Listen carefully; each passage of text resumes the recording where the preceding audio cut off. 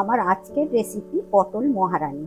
এই পটল মহারানী গরম ভাত, রুটি, লুচি, পরোটা, এমনকি পোলাও, ফ্রাইড রাইসের সাথেও অসাধারণ লাগে খেতে। রেসিপিটা খুবই সুস্বাদু একটা রেসিপি। বন্ধুরা, আপনারা পুরো ভিডিওটা দেখবেন, আর যদি ভালো লাগে লাইক, শেয়ার, কমেন্ট করবেন, আর সাবস্ক্রাইব করে আমার পাশে থাকবেন। তাহলে আর দেরি না করে রেসিপিটা দেখে নেওয়া যাক। পটল মহারানী বানানোর জন্য আমি এখানে 8টা পটল নিয়ে নিয়েছি। আমাদের প্রয়োজন মতো আমি নিয়ে নিয়েছি, আপনারা আপনাদের প্রয়োজন মতো নিয়ে নেবেন। প্রথমে আমি এই পটলগুলো কেটে নেব। পটলগুলো প্রথমে খোসা ছাড়িয়ে নেব, দুদিকের বোটাটা ফেলে দিয়ে।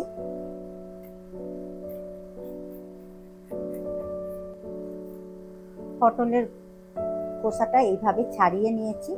এবারে দুদিকে এইভাবে চিড়ে নেব।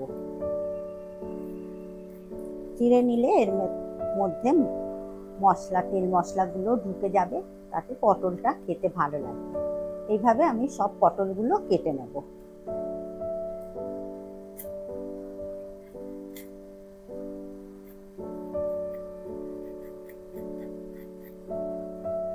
পটলগুলো সব কাটা হয়ে গেছে, এবারে জল দিয়ে ভালো করে ধুয়ে নেব। পটলগুলো ধুয়ে নেওয়ার পর এর মধ্যে আমি লবণ মাখিয়ে নেব। তবে এতে আমি হলুদ দেব না, যেহেতু রান্নায় হলুদের ব্যবহার করব না, এই কারণে আমি পটলে হলুদ দিয়ে রান্নাটা করব না। কারণ পটলে হলুদ দিয়ে যদি রান্না করা যায়, তাহলে তেলের কালারটা খুবই কালো হয়ে যায়, সেই তেলে আর পরে রান্না করা যায় না। এভাবে লবণটা ভালো করে মাখিয়ে নেব। পটলে লবণটা মাখিয়ে নিয়েছি। এরপর আমি 5 মিনিট পটলটা রেস্টে রেখে দেব। এই ফাঁকে আমি একটা পেস্ট বানিয়ে নেব। এই মিক্সিং জারের মধ্যে নিয়ে নেব 5টা আমন্ড। আমি ভিজিয়ে রেখে খোসাটা ছাড়িয়ে নিয়েছি। আর 8-9টার মতো কাজু। প্রথমে এই দুটো বাদাম আমি একটু মিক্সিতে ঘুরিয়ে নেব। শুকনো অবস্থায় কাজু আর আমন্ডটা ঘুরিয়ে নিলে পেস্টটা ভালো হবে। এরপর এর মধ্যে নিয়ে নেব 2 চামচ টক দই, সামান্য একটু আদা কুচানো, সামান্য একটু হিং। আমার এখানে ডালা ডালা হিংটা আছে, সেই কারণে এই হিংটাই দিলাম। আপনারা পাউডার হিংটা দিতে পারেন। নিরামিষ রান্নায় একটু হিং দিলে খেতে বেশি ভালো লাগবে। এরই সাথে নিয়ে নিচ্ছি কসৌরি মেথি 1 চামচের মতো, নিয়ে নিচ্ছি 1 চামচ কাশ্মীরি লাল লঙ্কার গুঁড়ো। এর মধ্যে সামান্য একটু জল দিয়ে পেস্টটা বানিয়ে নেব। এরপর পটলগুলো ভাজার জন্য গ্যাসে কড়া বসিয়ে দিয়েছি। কড়াতে দিয়ে দেব সর্ষের তেল। তেল গরমও হয়ে গেছে, গ্যাসের ফ্লেমটা মিডিয়ামে রেখে পটলগুলো ভেজে নেব।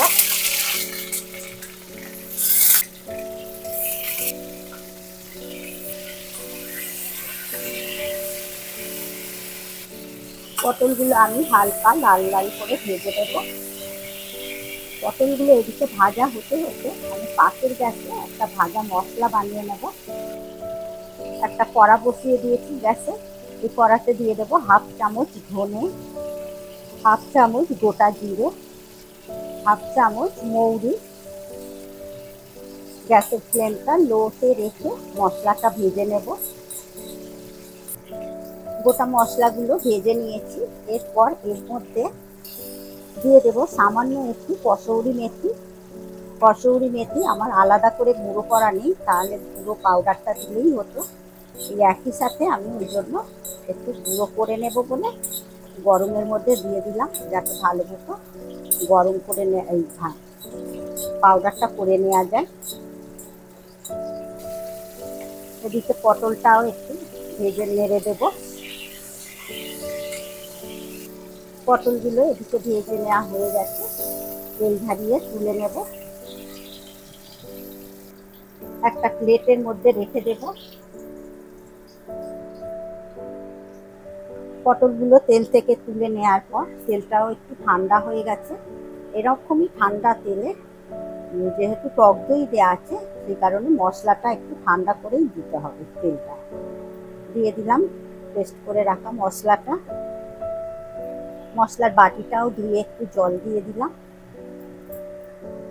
মশলাটা এবারে ভালো করে তেলের সাথে মিশিয়ে নেব।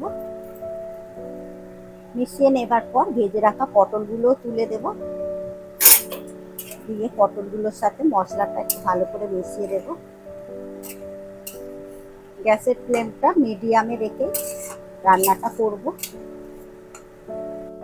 2 মিনিটের মতো চাপা দিয়ে মশলার সাথে পটলটা একটু রান্না করে নেব, তাতে পটলটা একটু সেদ্ধ হয়ে যাবে। 2 মিনিট পর ঢাকনাটা খুলে দেখে দেব, একটু নেড়ে দেব। এরপর এর মধ্যে দিয়ে দেব ভাজা মশলাটা। 1.5 চামচের মতো ভাজা মশলা দিয়ে দিলাম। 1 চামচ দিয়ে দেব চিলি ফ্লেক্স, আর দিয়ে দেব 1 কাপের মতো দুধ। এরপর দিয়ে দেব স্বাদ মতো লবণ আর 1/2 চামচের মতো চিনি। দেবার পর ভালো করে মশলার সাথে ভালো করে নেড়ে দেব, মিশিয়ে দেব।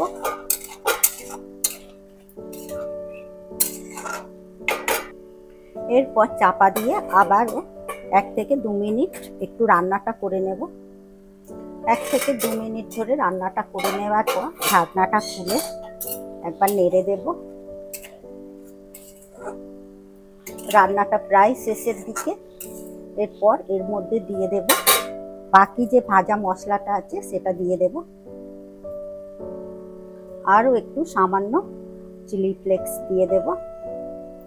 দেবার পর ভালো করে পটলের সাথে মিশিয়ে দেব। ভাজা মশলা আর চিলি ফ্লেক্সটা ভালো করে মিশিয়ে দিয়েছি। এরপরে আমি দিয়ে দেব সামান্য একটু ঘি।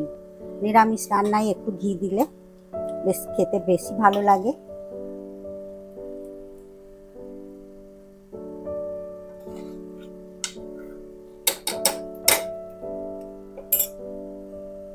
আমার আজকের রেসিপি পটল মহারানি একদমই রেডি।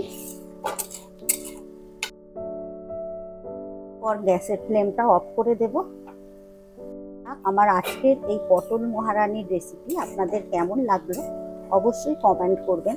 আর যদি ভালো লেগে থাকে লাইক শেয়ার করবেন আর সাবস্ক্রাইব করার অনুরোধ রইল। আপনারা সুস্থ থাকবেন, ভালো থাকবেন। আবার আসছি অন্য কোনো রেসিপি নিয়ে। ধন্যবাদ।